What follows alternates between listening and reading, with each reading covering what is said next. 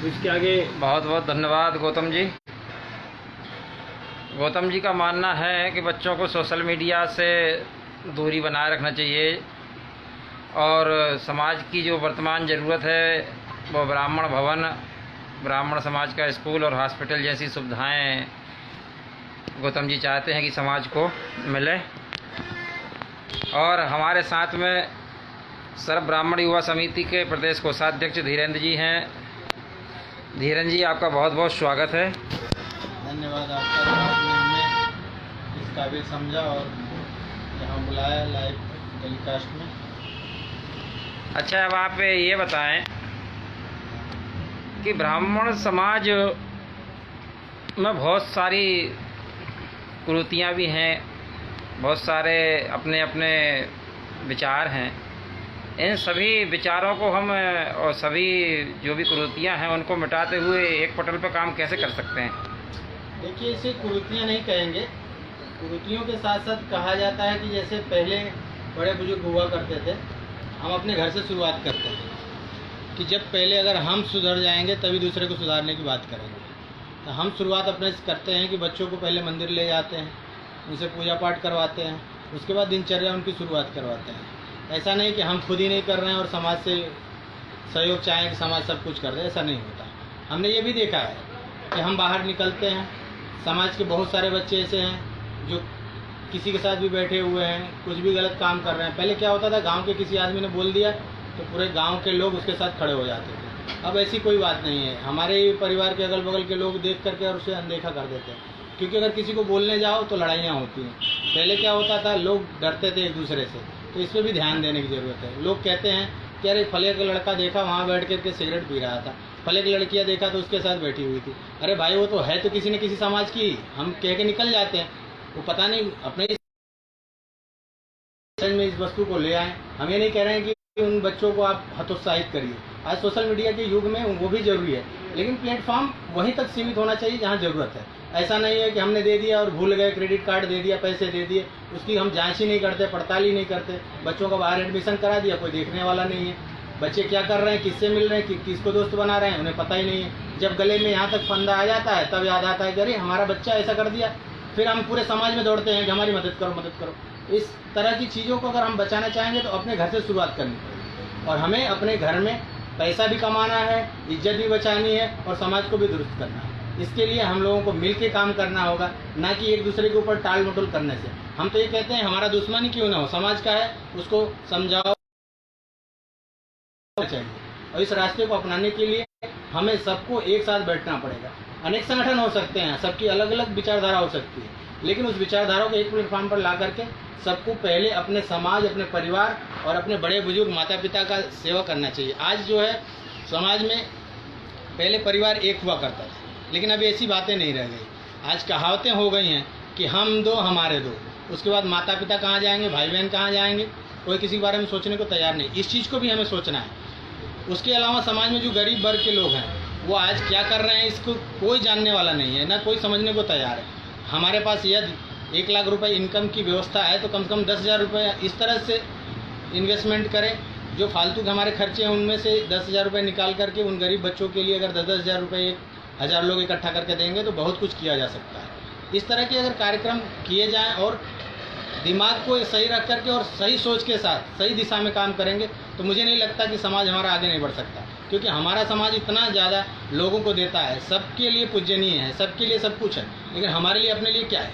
अपने लिए कुछ भी नहीं है, क्योंकि जो भी आया उसको तथास्तु। लेकिन सामने वाला देख क्या रहा है आपको, उल्टा आपकी बुराइयाँ कर रहा है, फिर भी हम एक नहीं हो रहे हैं। इसलिए हम ये कहना चाहेंगे कि हम अपने परिवार से शुरू करें, फिर हम अपने मंदिर से शुरुआत करें, फिर हम अपने समाज से शुरुआत करें, और ऐसे ही सनातन धर्म को लेकर के भी हम आगे बढ़ें। हमारा सनातन धर्म इतना पूजनीय है कि उसके ऊपर विश्व की भी निगाहें हैं।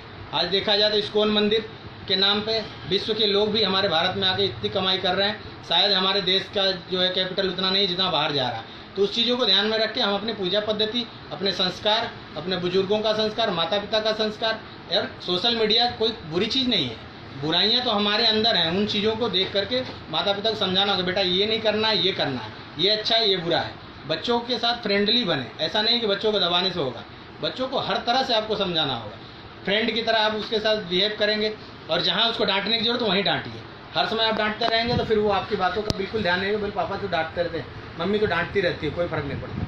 तो हमें हर चीज़ को एक, जैसे सब्जी में नमक डालते हैं, मसाला डालते हैं, अगर उसमें लिमिट ज़्यादा हो जाएगी तो सब कुछ बेकार हो जाएगा, आपका पैसा भी बर्बाद, टेस्ट भी बर्बाद, खा भी नहीं पाएंगे। लेकिन अगर सब कुछ एक हिसाब से डाला जाएगा तो सब्जी भी अच्छी लगेगी और खाने वाला भी खुश, और अपना जब पैसा लगा वो भी सही और शरीर भी सही। इसलिए हम ये कहना चाहेंगे आप लोगों से कि मिल के रहिए। ठीक है, अपने जितना भी लड़ना लड़ लीजिए, लेकिन जहाँ ज़रूरत है एक साथ रहिए, एक प्लेटफॉर्म पे रहिए, विचारधारा को मत त्यागिए। बड़े बुजुर्गों ने कहा है कि जहाँ 4 बर्तन होते हैं वहाँ खटकता तो है, लेकिन एक लाठी अकेली रहेगी तो उसे कोई भी तोड़ देगा। ये 5 मिल जाएगी तो उसे तोड़ने में उसके सारे कर्म और उसके सारे परिश्रम व्यर्थ जाएंगे। इसलिए हम ये कहेंगे विप्र समाज एक हो जाए और एक हो करके प्रहार करे।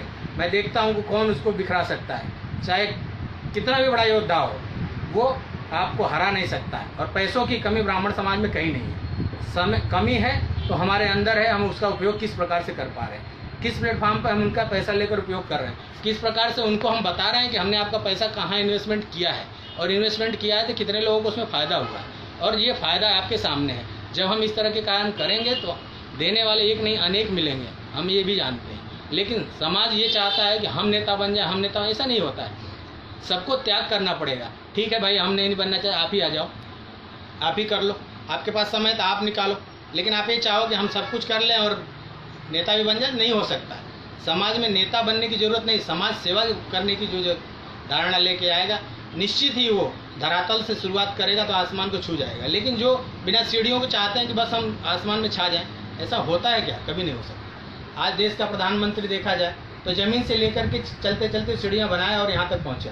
मैं किसी भी राजनीतिक पार्टी का विरोध नहीं करना चाहता हूँ, ना ही उसकी बड़ाई करना चाहता हूँ, लेकिन जो सही है, सही लोग हर पार्टियों में ऐसा नहीं है, सब लोग काम कर रहे हैं, अपने तरीके से कर रहे हैं। लेकिन जो कुरीतियाँ हमारे समाज में आई हुई उन्हें दूर करना है, क्योंकि सभी जगह एकता की परिभाषा देखा जाए तो समथिंग 70 और 60, 70 और 30 के रेशियो में चलता है। लेकिन हमारे यहाँ देखा जाए तो हम सबकी सेवा कर रहे हैं, लेकिन हम अपने समाज की सेवा बिल्कुल नहीं कर पा रहे हैं। उसका कारण ये है कि कहीं ये ना आगे बढ़ जाएँ, कहीं ये वो ना आगे बढ़ जाएँ।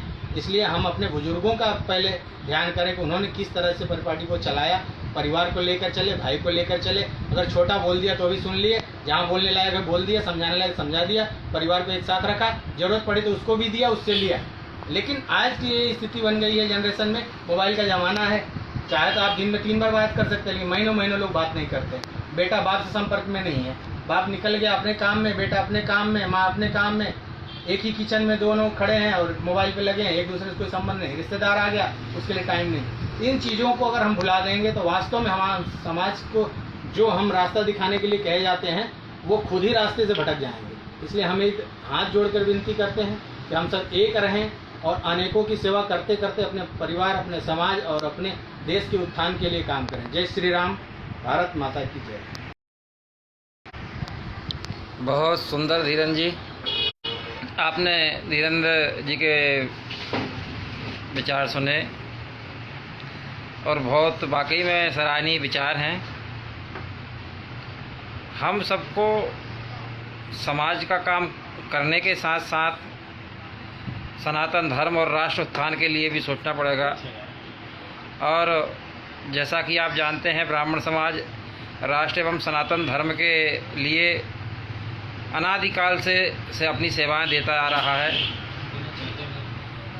और रही बात ब्राह्मण समाज को कोई अहित पहुंचाएगा, तो ऐसा ना तो पहले कभी हुआ था और ना आगे कभी हो पाएगा। क्योंकि हम देखें तो तुलसीदास जी ने भी लिखा है, देखत यज्ञ निशाचर धावहीं करहीं उपद्रव मुनि दुख पावहीं।